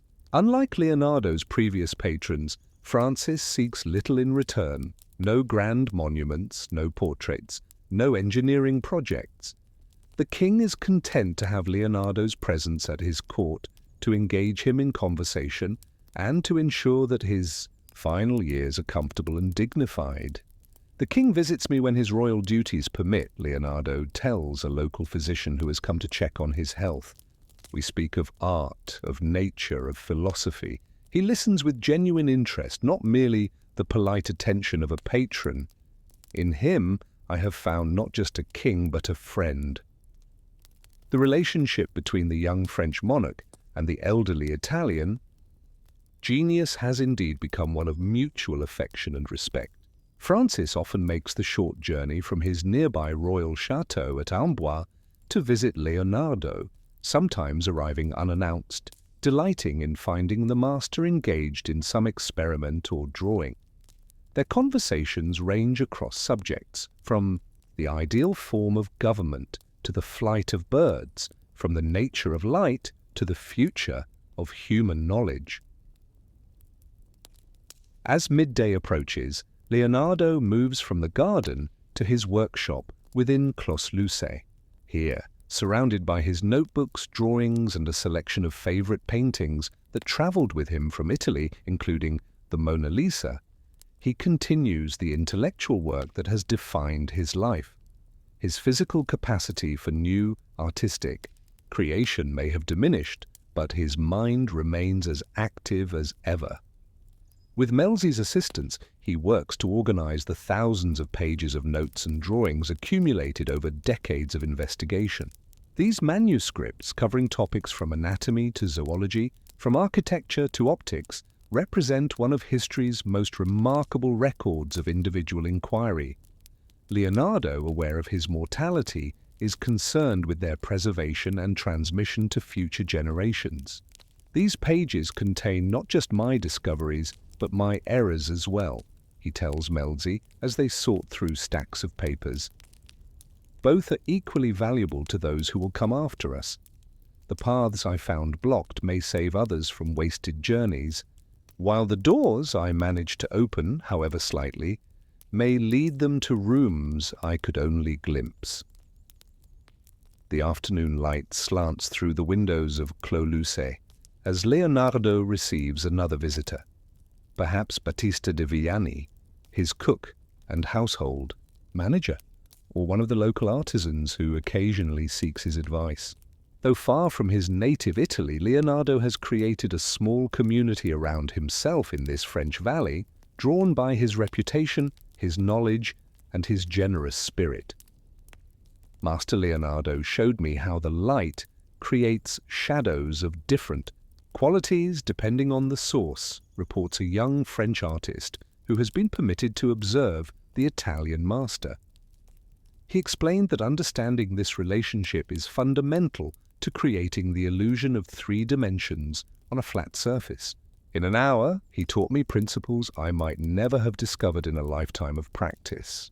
Even in these final years, Leonardo continues to develop new ideas and refine existing ones. His notebooks from the French period contain studies of hydrodynamics inspired by the Loire River, botanical observations of local flora, and designs for festivities at the royal court. One project particularly occupies him: plans for an ideal palace and city that King Francis might build at Romorantin, a visionary complex integrating architecture, hydraulic engineering, and urban planning. A city should serve its inhabitants as the body serves the soul, he explains to Francis during one of their conversations. Each element must function both independently and as part of the greater whole. Water must flow like blood through veins, bringing life and removing waste. Buildings must provide both shelter and beauty, satisfying practical needs while elevating the spirit. Though the Romarantine project would never be realized, like many of Leonardo's most ambitious visions, the designs demonstrate his undiminished capacity for integrative thinking. Even as death approaches, he continues to see connections across disciplines, to envision possibilities that transcend convention, to imagine how the world might be improved through the application of knowledge and creativity. As evening descends, over the Loire Valley, Leonardo often walks slowly through the underground passage, connecting Clos-Lucé to the royal chateau, emerging onto a terrace overlooking the river. Here, in the gentle twilight, he observes the water's movement, the effects of light on the landscape, the behavior of birds returning to their roosts, the same natural phenomena that have fascinated him since childhood. The river continues, its journey regardless of who observes it, he remarks to Melzi, who supports his increasingly frail master on these walks. Nature's processes unfold according to their own laws, indifferent to our presence or absence. There is both humility and comfort in this recognition. We are temporary participants in an eternal dance. The winter of 1518-1519 passes quietly. Leonardo's health gradually declines, but his mind remains clear. He continues to work on organizing his manuscripts, dictating notes to Melzi when his hand is too unsteady to write. He receives visitors, including the king, who comes more frequently as word of the master's failing health spreads through the court. In April 1519, sensing that his time is growing short, Leonardo prepares his will. To Melzi, his faithful companion and assistant, he leaves his scientific and artistic manuscripts, his drawings and his painting tools, entrusting him with the preservation of his intellectual legacy. To Battista de Villanis and Salai, his longtime servant, he leaves properties in Milan. Various sums of money are distributed among his servants and to fund masses for his soul. On May 2, 1519, as spring unfolds across the Loire Valley, Leonardo da Vinci draws his final breath in his chamber at Clos-Lucé. King Francis, according to later accounts, is at his bedside, cradling the master's head in his arms as he passes from this world. Whether this romantic image is historically accurate or legendary embellishment, it captures a truth: Leonardo dies honored and respected, his genius recognized even if not fully comprehended. He is buried initially in the church of Saint-Florentin at the royal chateau of Amboise. The simple ceremony marks the earthly end of a life that transformed humanity's understanding of art, science, and the relationship between them. Yet in a very real sense, Leonardo does not die. His ideas, observations, designs, and methods continue to live through his notebooks and paintings, influencing generation after generation of artists, scientists, and thinkers. The stars emerge above the Loire Valley on the night of Leonardo's passing, the same stars he studied and drew, the same cosmic lights that illuminated the Tuscan hills of his birth 67 years earlier. Their steady radiance continues unchanged, a reminder of the universe's grand scales of time and space that Leonardo always recognized in his work. In the centuries that follow, Leonardo's reputation will experience fluctuations. His paintings will be recognized as masterpieces of world art. His scientific studies, largely unpublished during his lifetime, will gradually be discovered and appreciated, revealing how far ahead of his time his thinking truly was. His technological designs will be recognized as anticipating inventions that would not be realized until the industrial and modern ages. Perhaps most importantly, Leonardo's integrative approach to knowledge, his refusal to accept artificial boundaries between art and science, between observation and imagination, between technical skill and philosophical insight, will come to be seen as his greatest legacy.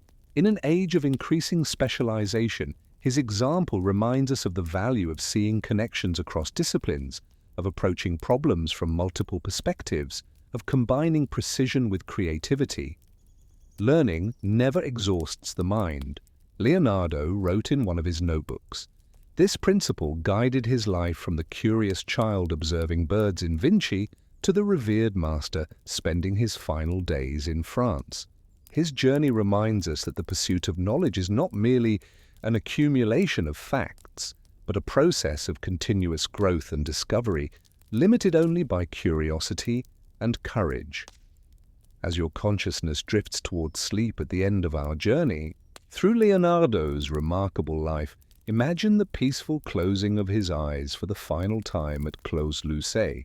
The hands that painted the Mona Lisa and dissected human hearts, that designed flying machines and wrote thousands of pages of observations, finally come to rest. The mind that connected art and science in unprecedented ways finally finds the stillness it rarely permitted itself in life. Yet something of Leonardo remains alive, not just in museums and libraries where his works are preserved, but in every person who pauses to truly observe the world, who questions conventional wisdom, who seeks to understand nature's patterns, who brings together knowledge and imagination to create something new.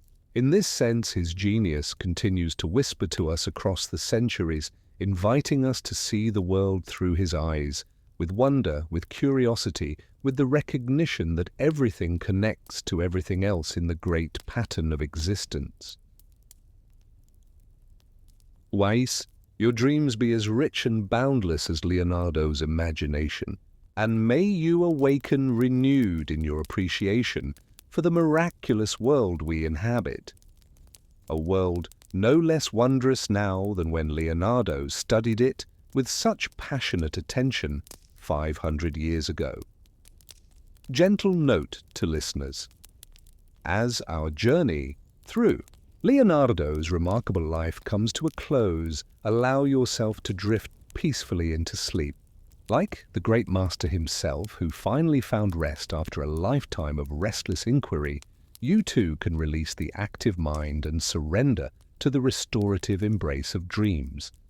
The story of human creativity and discovery continues unbroken, connecting Leonardo's time to our own in an eternal flow of wonder and understanding.